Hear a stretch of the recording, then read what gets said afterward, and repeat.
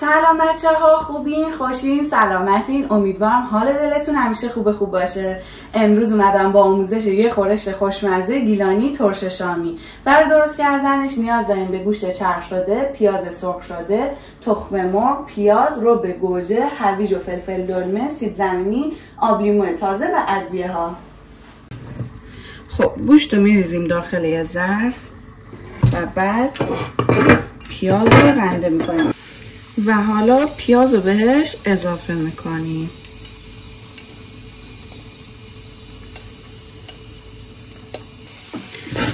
خب حالا سیب زمینی رو رنده میکنیم. سیب زمینی رو آبش رو میگیریم و به گوشت اضافه میکنیم.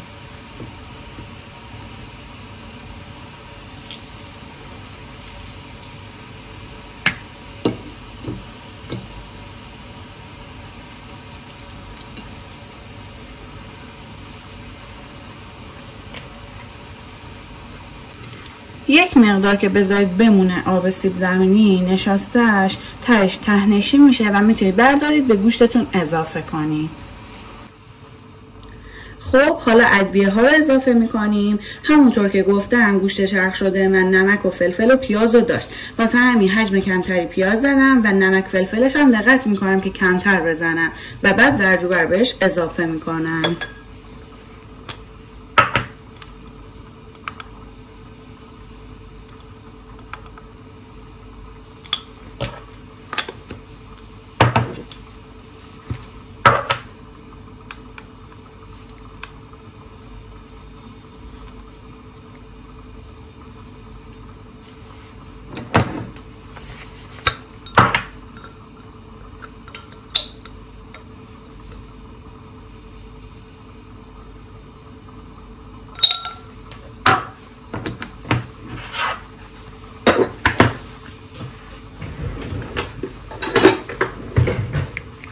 و حالا خوب همش میزنیم.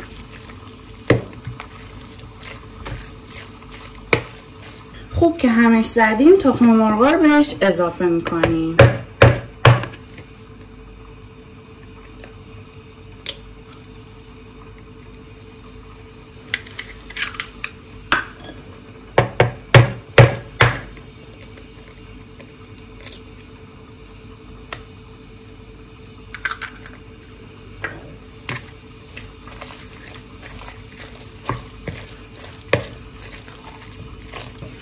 تخم مرغ رو که خوب هم زدین دستتون رو یا دستکش بپوشین یا قشنگ بشورین و بعد با دست قشنگ ورزش بدین.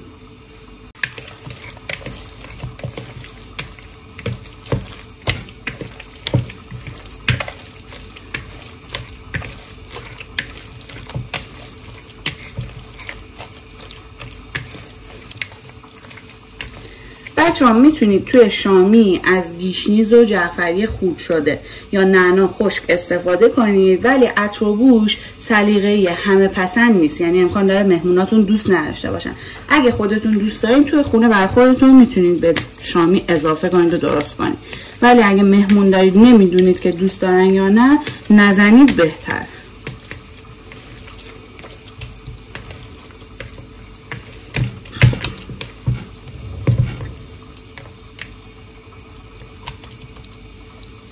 حالا یکم میذاریم استراحت کنه تا سسش رو درست کنیم. اینم سرخ میکنیم.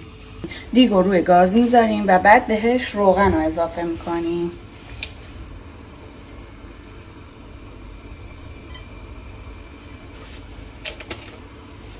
روغن که داغ شد رب گوجه رو بهش اضافه میکنیم.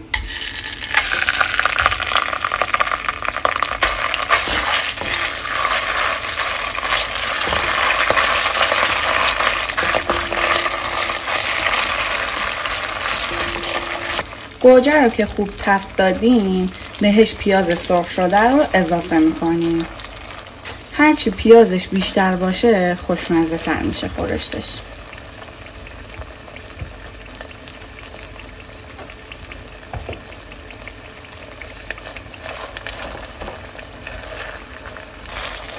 و حالا خوب مخلوطش میکنیم.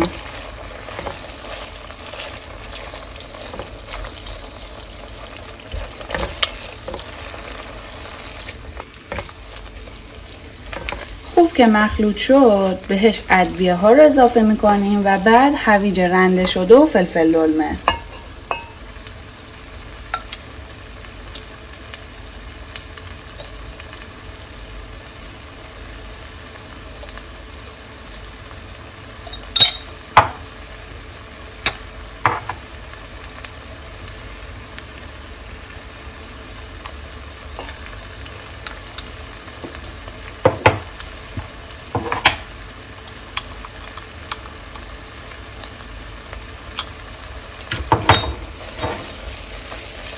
خوب همش میزنیم و بعد هویج رنده شده فلفل دلمه خورد شده بهش اضافه میکنیم.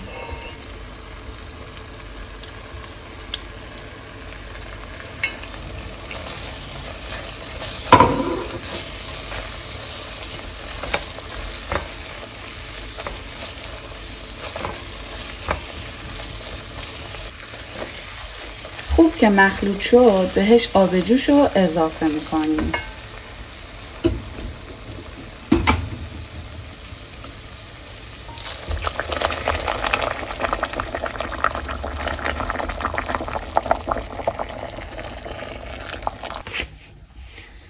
آب جوش رو که ریختیم درش رو میذاریم که قشنگ جا بیافته.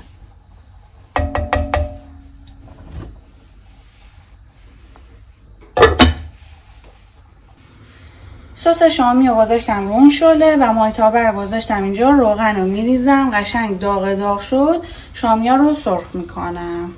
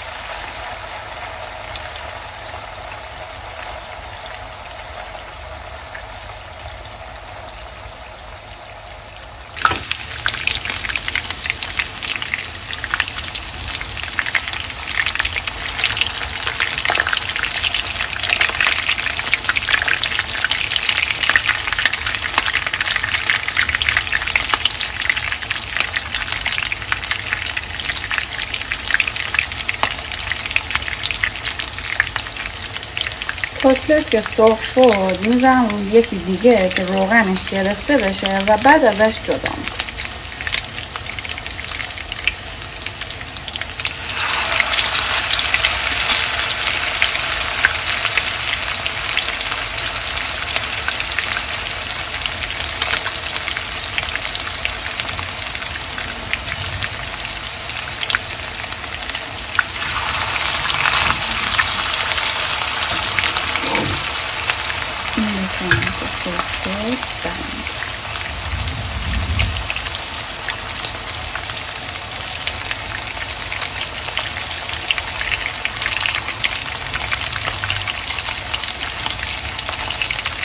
خب سس ترش شامی یک کمی چشیدم، نمکش کم بود، یک مقدار بهش نمک اضافه میکنم و بعد آب لیمو داخلش میریزم.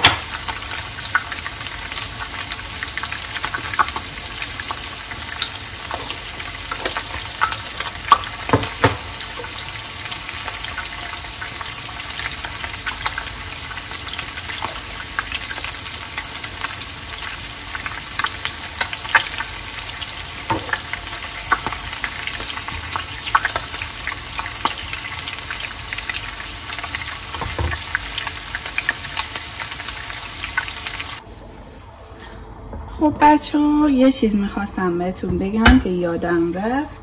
دوست داشتین میتونید بهش زعفرانم اضافه کنید.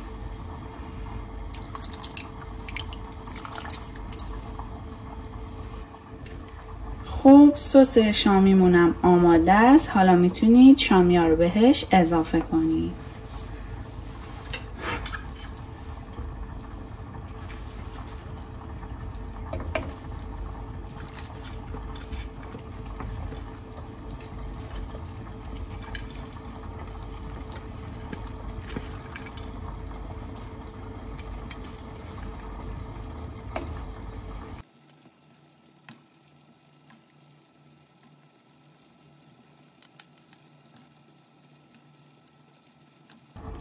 شامی رو که با سس قاطی کردیم یه چند دقیقه میذاریم که جوش بکنه و بعدش خورشت ترش شامیمون آماده است.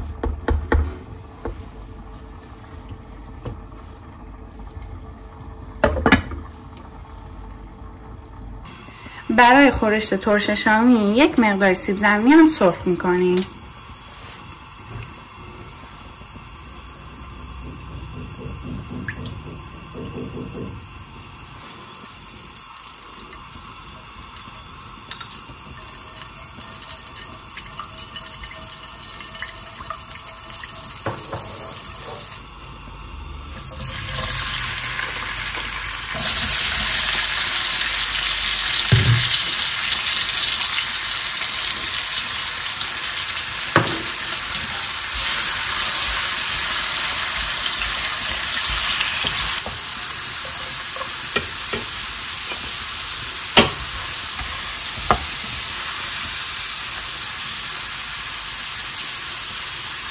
این هم از آموزش ترش شامی گیلانی خوشمزه‌مون.